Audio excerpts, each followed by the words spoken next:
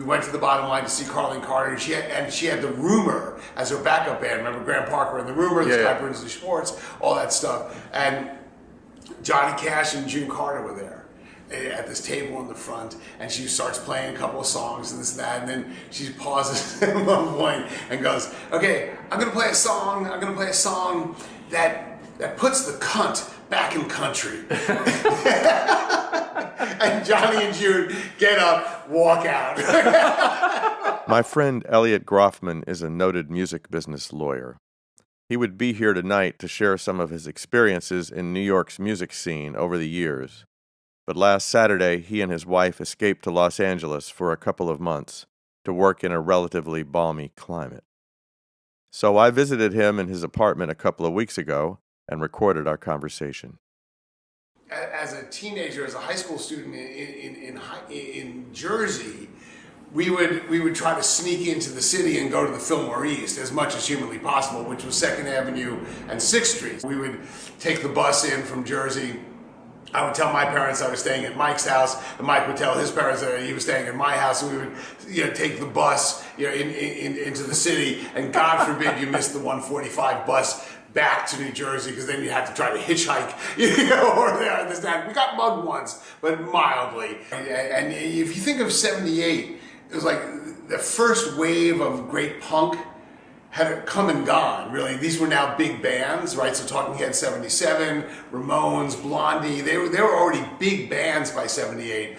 But needless to say, I just started, camping out at CBGB's as much as humanly possible, because it was just a couple of blocks away. I saw the Dead Boys, saw Television, which was amazing at the time, and yeah, just like tried to move into that neighborhood,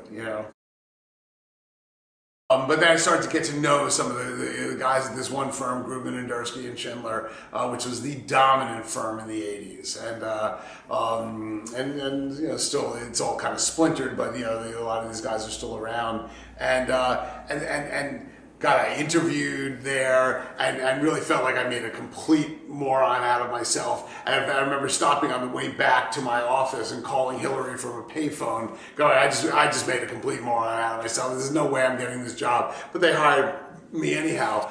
And then, so from the bullshit fringes of the business, as the partner referred to it, the next day I was the number 3 guy on Bruce Springsteen's team and Billy Joel's team and John Mellencamp's team, and they represented Madonna and they represented the Police. And I mean, so all of a sudden I was just deep in the business. So we run into this guy and he goes, "Well, yeah, so I'm here and with so-and-so, who Hillary also knew from college, we're managing this group. You got to come check it out." And one thing led to another, and eventually got it together. And it was the early days of what they called the Black Rock Coalition at the time.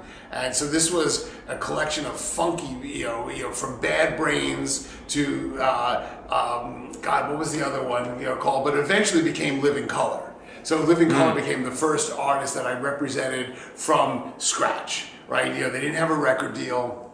They were just playing around at the gigs, and I fell in love with this. Vernon Reid, the amazing guitar player, Corey Glover on vocals, and so Jim and Roger and I we'd start to okay, let's get these guys a record deal, and it was hysterical. The guitar player's great, but the singer's not great. The singer's great, but the guitar player's over the top. And what is this jazz funky stuff? One unnamed record president who was very famous, as he was leaving CBGB's one night, rather inebriated, said, "Black guys can't play rock and roll." And I'm like, "Really? You mean like Chuck Berry kind of thing?" Yeah, you could be right. Yeah, and in fact, Soul Coughing is the perfect example. Do you remember Soul Coughing? Yeah. Mike Doty's still around. And if they just spent less time hating each other, and concentrating on conquering the world, they were fantastic. And the music was so interesting. Yeah, right? It was. That combination of Talking Heads and just funky and bluesy. I mean, it was incredible. And that summer of 1993, I remember it vividly. Because, what was the place? Is the one on Jones Street now that was still the Acme, right? So it was the Acme Bar and Grill, and downstairs was a venue. And Soul Coughing played every Wednesday night for like 8 weeks during that summer of '93, and just word started to spread. And those demos were incredible, Buster Beelzebub and some amazing songs. And all of a sudden it became the place to be Wednesday night at 10 o'clock. And we got them a record deal. And the first record was impactful. They were growing and growing and growing, but it never happened. Yeah, right. It never, it was impactful, but they never hit the level of success that we thought they were going to have. But yeah, Soul Coughing Stands is the best example of a band that should have been much bigger. I'm definitely schizophrenic. I definitely have that old Grateful Dead root, that has me very comfortable with Dave Matthews and with Fish and those kind of bands. But I'm also that New York, kid who thought Talking Heads was the most amazing group. In fact, that was one of the more amazing shows of the summer of '78 at what was then called the Intermedia Theater up on 2nd Avenue and 12th Street, which is now a movie theater. And in fact, there was footage of that, which I had the privilege of reminding David Byrne about this show, and he goes, yeah, I think we filmed that show. It was their debut show for the More Songs About Buildings and Food album, which was the follow-up to Talking Heads '77. And they had graduated from that scene. You couldn't see them at CB's anymore and this and that, But I went to that show, and that was the introduction of Jerry Harrison, the full Talking Heads. And I was blown away. I'd never seen anything that powerful. And it was so progressive, so just alien. But punky and this and that. And then in the middle of it, and remember the record wasn't out yet, Take Me to the River. And you're like, what is that? Arcade Fire was not a New York band, but they connected here, first. Also one of my great first gigs in New York was Arcade Fire. Tell us about that. It was amazing. They had this EP that became Funeral. And literally it was like 150 people at the Mercury Lounge, and it was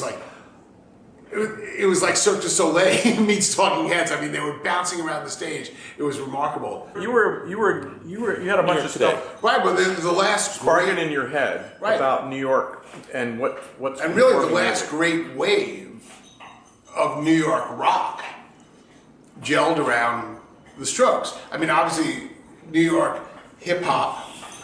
Has become the dominant element in all pop music, right? So, but in terms of rock, which is more my world, it was the Strokes, really, were the root band for all of that. And we happened to stumble into, Hillary and I happened to stumble into a gig of the Strokes at the Mercury Lounge. It was packed. And no record deals, no nothing.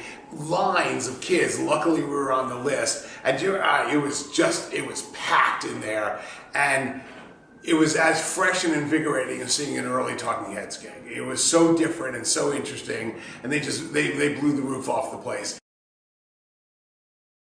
I don't think it has anything to do with because of streaming. Kids only want one track at a time. Remember, rock. Had hits too, right? Sure. And 45s and right. And the best bands had depth, but also had those hits, right? Whether it was Take Me to the River or similar examples. For some reason, rock, which is primarily white, has lost its cultural affinity base. It has lost its core, that ability to speak to large, amounts of kids. It's not capturing the zeitgeist. New York's chaotic. New York is funky, right?